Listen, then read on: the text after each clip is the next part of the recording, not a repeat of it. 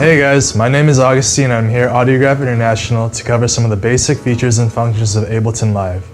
So let's begin. So when you first open Ableton, you will see that you are in Ableton's main live screen.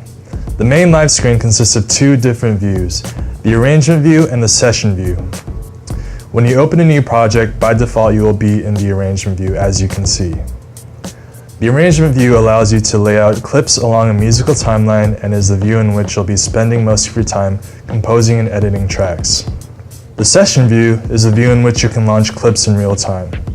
This view is great for live gigs, DJing, and experimenting with different clip arrangements. Because you can launch clips in session view, you are not limited to a fixed timeline. To toggle between the arrangement view and session view, you can hit the button with 3 horizontal lines, as you can see right here, for the arrangement view, and then the button with 3 vertical lines right here for the session view. Or you can use the tab shortcut on your keyboard to toggle between the two views. It is important to note that toggling between the two views will not alter what you hear within the program. Next, we're going to move on to creating audio and MIDI tracks. When you open a new session in Ableton, by default, you will have 2 MIDI tracks and 2 audio tracks.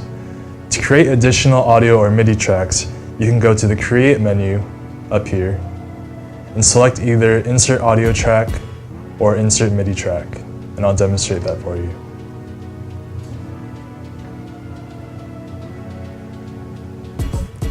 Also, you can use the shortcuts Command-T on Mac or Control-T on PC to create a new audio track, and the shortcut Command-Shift-T or on Mac and Control-Shift-T on PC to create a MIDI track.